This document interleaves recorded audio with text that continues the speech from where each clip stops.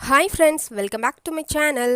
அனைவருக்கும் வணக்கம். இன்றைக்கி எதை பற்றின வீடியோ அப்படின்னு சொல்லி பார்த்தீங்கன்னா, உங்கள் உடம்புல இன்னொரு உயிர் துடிச்சிட்ருக்கு, அதாவது அசைஞ்சிட்ருக்கு அப்படின்றத நீங்கள் எப்படின்னா கண்காணித்து பார்க்கலாம் அப்படின்றத பார்த்தீங்கன்னா ஃபுல் அண்ட் ஃபுல் டீட்டெயிலை தான் நான் இந்த வீடியோவில் சொல்லியிருக்கேன். அது மட்டும் இல்லாமல் இந்த வீடியோவில் எப்போ உங்கள் குழந்தை அப்படின்றவங்க அசைய ஆரம்பிப்பாங்க, எப்போ தெரியும் அந்த அசைவுகள் அப்படிங்கிறது, அந்த அசைவுகளை ஏன் கண்காணிக்கணும், எப்போலேருந்து நீங்கள் கண்காணிக்க ஆரம்பிக்கணும், இந்த அசைவுகளை கண்காணிக்கிறதுடைய முக்கியத்துவம் என்ன அப்படின்றதையும், அது மட்டும் இல்லாமல் நீங்கள் இந்த கண்காணிப்புகளை, அதாவது இந்த அசைவுகளை நீங்கள் எப்படி நோட் பண்ணணும் அப்படின்றத பற்றின ஃபுல் அண்ட் ஃபுல் டீட்டெயிலையும் இந்த வீடியோவில் சொல்லியிருக்கேன். அது மட்டும் இல்லாமல் யார் யாரெல்லாம் கண்டிப்பாக நோட் பண்ணியே ஆகணும் அப்படின்றதையும் இந்த வீடியோவில் சொல்லியிருக்கேன். முக்கியமாக இந்த வீடியோட எண்டில் ஒரு யூஸ்ஃபுல்லான டிப் அப்படிங்கிற ஒன்றை சொல்லியிருக்கேன். அது உங்கள் குழந்தையோட அசைவுகளில் எதை நீங்கள் பயப்படணும், எது பயப்படக்கூடாது அப்படின்றதுக்கான ஒரு சூப்பர் டிப்பாக இருக்கும். அது என்னென்னு தெரிஞ்சுக்கிறதுக்கு இந்த வீடியோவை கடைசி வரைக்கும் ஸ்கிப் பண்ணாமல் வாட்ச் பண்ணுங்கள். அப்போ தான் நான் சொல்லக்கூடிய விஷயங்கள் உங்களுக்கு முழுமையாக புரியும். நம்மளோட சேனலை நீங்கள் புதுசாக பார்க்குறவங்களா இருந்தால் சேனலை சப்ஸ்கிரைப் பண்ணுங்கள் அண்ட் பக்கத்தில் உள்ள பெல் ஐக்கனுமே கிளிக் பண்ணிக்கோங்க. நம்ம சேனலில் ப்ரெக்னன்சி லேடிஸோடைய எல்லா டவுட்ஸுக்குமே கிளாரிஃபிகேஷன் கொடுக்குற மாதிரி வீடியோஸ் வந்துட்டுருக்கு. Week by week, month by month பேபியோட டெவலப்மெண்ட் எப்படி இருக்கும் அண்ட் பேபிக்கு எந்த மாதிரி வளர்ச்சிகள் இருக்கும், எந்த மாதிரி உறுப்புகள் தோன்றியிருக்கும், தாய் எந்த உணவுகளை எடுக்கணும், எந்த உணவுகளை தவிர்க்கணும், முக்கியமான ஸ்கேன், பிளட் டெஸ்ட், இதை பற்றின full and full detail video நம்ம சேனலில் தனி பிளேலிஸ்ட்டாகவே போட்டிருக்கேன். அதை பார்க்காதவங்களுக்கு மேலே ஐக்கான்லேயும் கீழே டிஸ்கிரிப்ஷன்லேயும் லிங்க் கொடுக்குறேன், அங்கே போய் பாருங்கள். முதல்ல உங்கள் குழந்தை அப்படின்றவங்க எப்போ அசைய ஆரம்பிப்பாங்க அப்படின்றத தெரிஞ்சுக்கணும். உங்கள் குழந்தை அப்படின்றவங்க கிட்டத்தட்ட 2 மாதங்கள்லனா அசைய ஆரம்பிச்சிடுவாங்க. வாரக்கணக்கில் சொல்லணுன்னா 8 வாரங்களில் உங்கள் குழந்தை அசைவுகளை வெளிப்படுத்த ஆரம்பிச்சிருவாங்க. அதை தாயால் உணர முடியாது, ஆனால் உங்களால் ஸ்கேனில் பார்த்து தெரிஞ்சுக்க முடியும் உங்கள் குழந்தை அசையுது அப்படின்றத.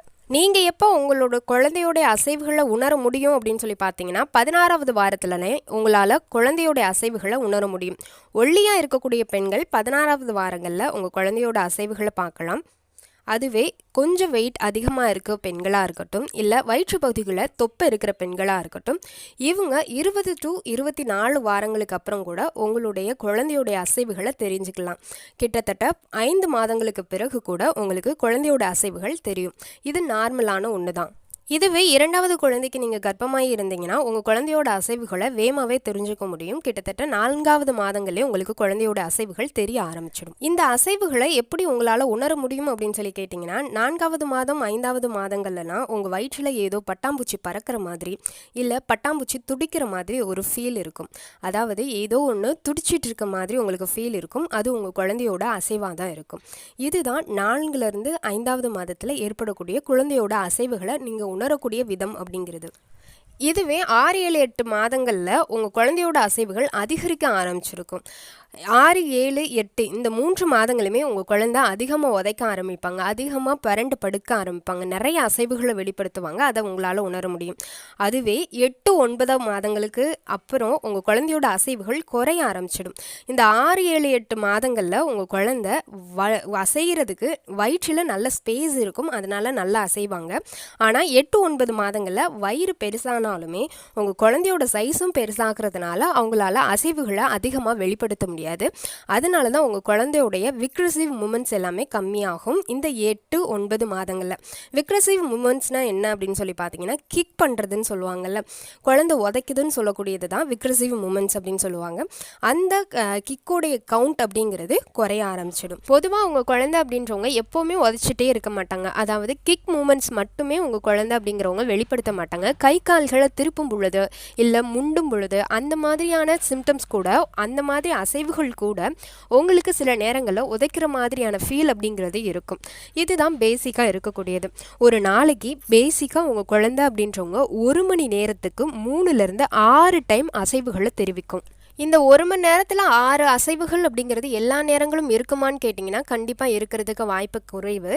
ஏன் அப்படின்னா இப்போ பிறந்த குழந்தையை நீங்கள் கம்பேர் பண்ணும் பொழுது பிறந்திருக்க குழந்தை அப்படிங்கிறது 24 மணி நேரத்தில் மெஜாரிட்டி தூங்கிட்டே தான் இருப்பாங்க. எப்போவோ ஒரு டைம் ஒரு 1/2 hour எழுந்து கை கால்களை முன்னும் பின்னும் தள்ளி, இல்லை ஏதோ ஒரு அழுகையை வெளிப்படுத்துறது, இந்த மாதிரி விஷயங்களை செய்வாங்க. அதே மாதிரி தான் உங்கள் குழந்தை சில நேரங்களில் அசந்து தூங்கும் பொழுது உங்களுக்கு ஒரு 2லேருந்து 3 மணி நேரம் தொடர்ச்சியாக எந்த அசைவுமே தெரியாமல் இருக்கிறதுக்கு அதுதான் ரீசன் அப்படிங்கிறது. தொடர்ச்சியாக அந்த மாதிரி தூங்கிட்டு திடீர்னு உங்களுக்கு அசைவுகளை வெளிப்படுத்தும். அப்படி அசைவுகளை வெளிப்படுத்துறதுக்கு காரணம் அப்படிங்கிறது உங்கள் குழந்தை தூங்கிட்டு இருக்காங்க அப்படின்றது தான் அர்த்தம். இதனால தான் நிறைய பேருக்கு திடீர்னு ரொம்ப நேரமாக உங்களுக்கு குழந்தை எந்தவித மூமெண்ட்ஸுமே வெளிப்படுத்துறதுக்கான காரணம் அப்படிங்கிறது. இதுக்காக நீங்கள் பேனிக் ஆக வேண்டிய அவசியம் கிடையாது. இது யூஸ்வலாக நார்மல் தான். பொதுவாக உங்கள் குழந்தையோட அசைவுகளை தொடர்ச்சியாக நீங்கள் நோட் பண்ணும் பொழுதே உங்கள் குழந்தை எப்போ ஆக்டிவாக இருப்பாங்க, எப்போ தூங்குவாங்க அப்படின்றது உங்களுக்கே ஒரு கன்சல்டேஷனுக்கு வந்துடும். அதாவது இப்போ குழந்தை காலையில் எழுந்தோன்னு சில நார்மல் கிக்ஸையோ இல்லை அசைவுகளையோ வெளிப்படுத்துது அப்படின்னா மிட் மார்னிங்கில் தூங்க ஆரம்பிப்பாங்க. திருப்பி மதியம் தான் உங்களுக்கு சில அசைவுகளை வெளிப்படுத்துவாங்க. இந்த மாதிரி டைமிங் எப்பப்போ தூங்குவாங்க, எப்பப்போ ஆக்டிவாக இருப்பாங்க அப்படின்ற ஒரு கன்சல்டேஷனுக்கு நீங்களே வந்துடுவீங்க. சில பேர் உங்களுக்கு 2லேருந்து 3 மணி நேரத்துக்கு மேலே குழந்தையுடைய எந்த அசைவும் தெரியல அப்படின்னா உடனே பேனிக் ஆக வேண்டிய அவசியம் கிடையாது. ஏன்னா அந்த டைமில் உங்கள் குழந்தை அப்படின்றவங்க தூங்கிட்டு இருக்கலாம். உங்கள் குழந்தையோட அசைவுகளை நீங்கள் தொடர்ச்சியாக நோட் பண்ணிட்டு இருந்தாலே உங்கள் குழந்தை எப்போ ஆக்டிவாக இருப்பாங்க, எப்போ தூங்குவாங்க அப்படின்ற ஒரு கன்சல்டேஷன் முடிவுக்கு உங்களுக்கே தெரிய ஆரம்பிச்சிடும். அதனால நீங்கள் சில நேரம் உங்கள் குழந்தை அசைவுகளை வெளிப்படுத்தாமல் இருக்கும் பொழுது நீங்கள் அதிகளவு பயத்தில் உணர வேண்டிய அவசியம் கிடையாது.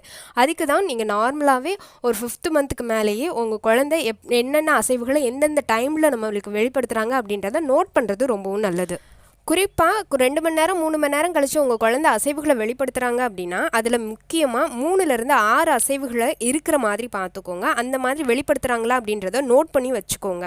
அப்போ தான் உங்கள் குழந்தை நல்லா ஆக்டிவாக இருக்காங்களா இல்லையா அப்படின்றத உங்களால் உணரவும் முடியும், தெரிஞ்சுக்கவும் முடியும்.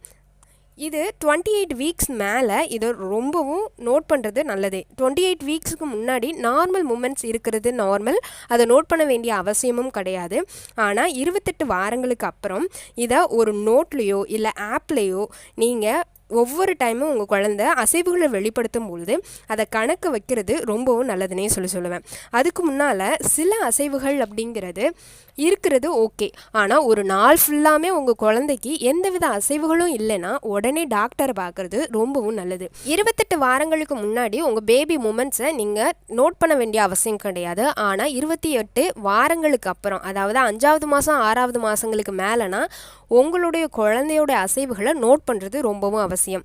ஏன்னா 5வது மாதம் 6வது மாதங்களுக்கு மேலே உங்கள் குழந்தை சில அசைவுகளை வெளிப்படுத்தலைனாலும் இல்லை அப்நார்மலாக இருக்கிறாங்க அப்படின்றனாலும் உடனே டெலிவரி பண்ணி அதை இன்குபேட்டரில் வச்சு அதை காப்பாற்றக்கூடிய சான்ஸ் அப்படிங்கிறது அதிகமாகவே இருக்குது. அதுக்கு முன்னாடி அந்த 28 வாரங்களுக்கு முன்னாடி அப்படிங்கிறது அதனுடைய சான்ஸ் அப்படிங்கிறது, காப்பாற்றக்கூடிய சான்ஸ் அப்படிங்கிறது கம்மி. அதனால தான் உங்களுடைய குழந்தையோட அசைவுகளை 28 வாரங்களுக்கு மேலே டெய்லி நோட் பண்ணுறதுக்கு மறந்துடாதீங்க. ஏன் அப்படின்னா அதோடைய அவசியம் அப்படிங்கிறது எந்தவித ப்ராப்ளமும் இல்லாமல் உங்களுக்கு டெலிவரி பண்ணுறதுக்கு அந்த நோட் பண்ணக்கூடிய அந்த டைமிங் அப்படிங்கிறது ரொம்பவே யூஸ்ஃபுல்லாக இருக்கும். இதை எப்படி நோட் பண்ணலாம் அப்படின்னு சொல்லி கேட்டிங்கன்னா 2 விதமாக பண்ணலாம். ஃபர்ஸ்ட்டாக இருக்கக்கூடியது காலை சாப்பாடு சாப்பிட்ட உடனே 1 ஹவரில் அண்ட் மதிய சாப்பாடு சாப்பிட்ட 1 ஹவரில், அதுக்கப்புறம் ஈவினிங் நைட்டு சாப்பிட்ட 1 ஹவரில். இந்த 1 மணி நேரத்தில் நீங்கள் தொடர்ச்சியாக வாட்ச் பண்ணும். அந்த 1 மணி நேரத்துக்குள்ளே 3லேருந்து 6 அசைவுகளை உங்கள் குழந்தை வெளிப்படுத்துதா அப்படின்றத பார்த்துக்கோங்க. 6 அசைவுகளுக்கு மேலே இருந்தாங்கன்னா ரொம்பவே ஆக்டிவாக இருக்காங்க, அவங்கள பற்றி நீங்கள் கவலைப்பட வேண்டிய அவசியம் கிடையாது.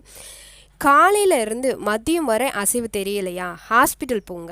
மதியம் டு நைட்டு தெரியலனாலும் ஹாஸ்பிட்டல் போயிடுங்க. ஏன்னா 28 வாரங்களுக்கு பிறகு 2 நாள் வரை உங்கள் குழந்தைக்கு எந்தவித அசைவுகளும் இல்லாமல் ஒரு நாள் ஃபுல்லாக உங்களுக்கு குழந்தைக்குரிய எந்த அசைவும் இல்லாமல் ஹாஸ்பிட்டல் போனீங்க அப்படின்னா அங்கே அவங்க பேபியை ரெஸ்கியூ பண்ணக்கூடிய அந்த டைமிங் அப்படிங்கிறது ரொம்ப கம்மியாயிடும். அதாவது குழந்தையை காப்பாற்றக்கூடிய சதவீதம் அப்படிங்கிறது கம்மியாயிடும். நீங்கள் எப்போவுமே உங்கள் குழந்தை ஒரு காலையிலேருந்து மதியத்துக்குள்ளே உங்களுக்கு நிறைய கிக்ஸை வெளிப்படுத்துவாங்க, ஆனால் வெளிப்படுத்தலை அப்நார்மலாக இருக்காங்கன்னா அன்னைக்கே போயிடுங்க ஹாஸ்பிட்டல் அப்படிங்கிறது.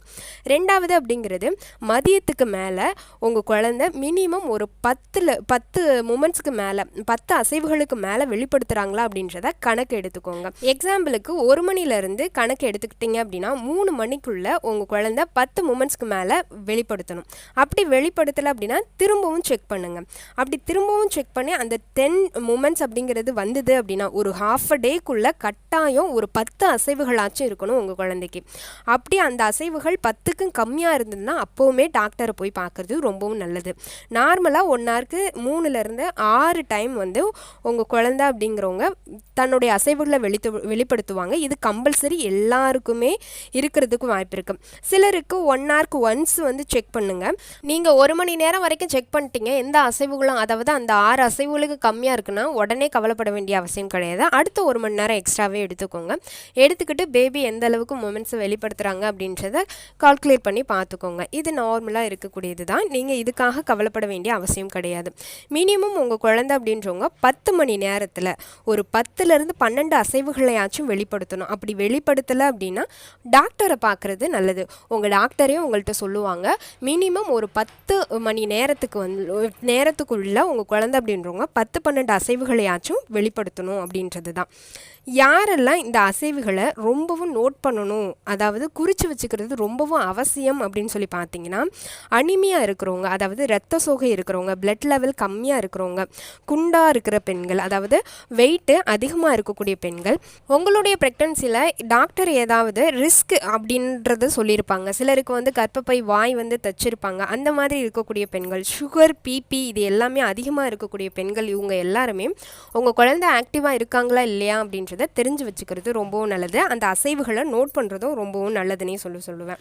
இந்த மாதிரி இருக்கக்கூடிய 1000 பெண்களில் ஏதாவது ஒரு பெண்களுக்கு குழந்தையோட வளர்ச்சியில் ஏதாவது குறைபாடு வர்றதுக்கு வாய்ப்பு இருக்குது. அதாவது குறைபாடு மீன்ஸ் அவங்களுடைய அசைவுகள் குறையிறதுக்கு வாய்ப்பு இருக்குது அப்படின்றது தான். எல்லாருக்குமே இருக்கிறதுக்கான வாய்ப்புகள் கம்மி அப்படின்றது தான் இதோட உண்மை. இப்போ உங்களுக்கு அசைவுகள் தெரியல அப்படின்னா நீங்கள் ரொம்ப நேரம் சாப்பிடாமல் இருந்தால் கூட அந்த மாதிரி அசைவுகள் தெரியாமல் இருக்கிறதுக்கு வாய்ப்பு இருக்குது. அப்படி இருக்கும் பொழுது நீங்கள் ஏதாவது சாப்பிட்டுட்டா அதுக்கப்புறம் 1 மணி நேரம் உங்கள் பேபி அசைகிறாங்களா இல்லையா அப்படின்றத வாட்ச் பண்ணி பார்க்கலாம். நான் ஒரு யூஸ்ஃபுல் டிப் அப்படின்றது ஒன்று சொன்னேன். அதாவது உங்கள் குழந்தையோட அசைவு ரொம்ப நேரம் தெரியல அப்படின்னா, இப்போ நீங்கள் ரொம்ப நேரம் ஓடி ஆடி வேலை பார்க்குறீங்க, அதாவது ரொம்ப ஓடி ஆடி அப்படின்னு சொல்லலை, அதாவது உட்காராமே வேலை பார்த்துட்ருக்கீங்க, ரெஸ்ட் எடுக்காமே வேலை பார்த்துட்ருக்கீங்க அப்படின்னா அந்த டைமில் உங்கள் குழந்தையோட அசைவு உங்களுக்கு தெரியறதுக்கு வாய்ப்பில்லை. அப்படி இருக்கும் பொழுது ரிலாக்ஸாக 1 மணி நேரம் உட்காந்து உங்களுடைய கையை வயிற்று மேலே நீங்கள் வச்சு கொஞ்சம் நேரம் அந்த 1 மணி நேரம் செக் பண்ணுறது ரொம்பவும் நல்லது. உங்கள் உள்ளங்கை அப்படிங்கிறது ஒரு உணர்ச்சி மிகுந்த உறுப்புனே சொல்லலாம். அதை வந்து நீங்கள் டேரெக்டாக உங்கள் வயிற்றில் இருக்கிற அந்த தோல் பகுதிக்கு மேலே வச்சு செக் பண்ணணும். அப்படி செக் பண்ணும் பொழுது உங்கள் குழந்தையோட சின்ன மூமெண்ட்ஸ் வந்து ரொம்ப மைல்டாக இருந்தால் கூட அதை நீங்கள் ஈஸியாக நோட் பண்ண முடியும். அதாவது உங்களுடைய உள்ளங்கை வாயிலாக நீங்கள் வந்து உணர முடியுன்றது தான் இதோடைய ஃபேக்ட்டு. அது மட்டும் இல்லாமல் இந்த யூஸ்ஃபுல் டிப்போட இன்னொன்று என்ன அப்படின்னு சொல்லி பார்த்தீங்கன்னா, உங்கள் குழந்தை எந்தவித அசைவு ஏற்படுத்தலை அப்படின்னா உங்கள் குழந்தைக்கு நார்மலாக ஒரு சில பாட்டுகள் போட்டால் அந்த குழந்தை அப்படின்றவங்க உதைக்க ஆரம்பிப்பாங்க, ரொம்ப நல்லா அசைய ஆரம்பிப்பாங்க. அந்த மாதிரி இருக்கக்கூடிய பாட்டுகளை கேட்க ஆரம்பிங்க, இல்லைன்னா மியூசிக் மட்டும் நீங்கள் கேட்க ஆரம்பிங்க. அந்த மாதிரி கேட்கும் பொழுது உங்கள் குழந்தை நல்லாவே அசைய ஆரம்பிப்பாங்க. இது எதுலையுமே தெரியல அப்படின்னா ஹாஸ்பிட்டல் போங்க. பொதுவாக உங்கள் குழந்தை எந்தவித அசைவுகளையும் ஏற்படுத்தணும் உடனே பயப்பட வேண்டிய அவசியம் கிடையாது. இந்த விஷயங்கள் எல்லாத்தையுமே உங்கள் உள்ளங்கையை வந்து உங்கள் வயிற்று மேலே வச்சு பாருங்கள். அப்போவும் தெரியல இல்லை அப்படின்னா மியூசிக் ஏதாவது பிடிச்ச சாங்கு எல்லாச்சும் என்ன சாங் இருக்கோ அதை போட்டு பாருங்கள். அப்போவும் உங்கள் குழந்தை அசைவை ஏற்படுத்தலை அப்படின்ற பட்சத்தில் டாக்டர்கிட்ட போங்க. அப்படி நீங்கள் ஹாஸ்பிட்டல் போகும்போது டாக்டர் உங்களுக்கு ஸ்கேன் பண்ணி தான் பார்ப்பாங்க. ஸ்கேன் பண்ணி பார்க்கும் பொழுது பேபியோட ஹார்ட் பீட் இருக்கா அப்படின்னு ஹார்ட் பீட்டை ரெக்கார்ட் பண்ணுவாங்க. அண்ட் அசைவுகள் இருக்கா இல்லையா அப்படின்றத அந்த ஸ்கேன் மூலியமாக பார்ப்பாங்க. ஸ்கேனில் உங்கள் குழந்தையோடைய ஹார்ட் ரேட்டும் அதே மாதிரி குழந்தையோட அசைவும் தெரிஞ்சது அப்படின்னா உங்களை வீட்டுக்கு அனுப்பிச்சுட்ருவாங்க. அப்போ உங்கள் குழந்தை நல்லா சேஃப்டியாகவே இருக்காங்கன்னு நீங்களே முடிவு பண்ணிக்கலாம். பொதுவாக உங்கள் கையை டைரெக்டாக உங்கள் வயிற்று மேலே வச்சு பார்த்தீங்கனாலே உங்கள் குழந்தை அசைகிறாங்களா இல்லையானோ உங்களால் உணர முடியும். 99% பெண்கள் இதிலே நீங்கள் பயப்பட வேண்டிய அவசியம் கிடையாது. இதிலே உங்களுக்கு வந்து எல்லாமே உங்கள் குழந்தை அசைகிறாங்களா இல்லையா அப்படின்றத தெரிஞ்சுக்க முடியும். ஹாஸ்பிட்டல் போக வேண்டிய அவசியம் இருக்காது அப்படின்றது தான் இது. இந்த வீடியோ உங்களுக்கு யூஸ்ஃபுல்லாக இருக்குன்னு நான் நம்புகிறேன். வீடியோ பிடிச்சிருந்தா ஒரு லைக் கொடுத்துருங்க அண்ட் ஷேர் கமெண்ட் பண்ணுங்கள். இந்த வீடியோவில் எதுவும் டவுட் இருந்துச்சுன்னா கமெண்ட் செக்ஷனில் கமெண்ட் பண்ணுங்கள். இது என்னோட சேனல் பிரெக்னன்சி வித் த்ரேசா. நான் உங்கள் த்ரேசா. சேனலை சப்ஸ்கிரைப் பண்ண மறந்துடாதீங்க. அண்ட் உங்களுடைய சப்போர்ட் என்னோட சேனலுக்கு கண்டிப்பாக தேவை. உங்களுடைய இந்த கர்ப்பகால பயணம் இனிதாக அமைய எனது வாழ்த்துக்கு. இந்த வீடியோ பார்த்தமைக்காக அனைவருக்கும் மிக்க நன்றி.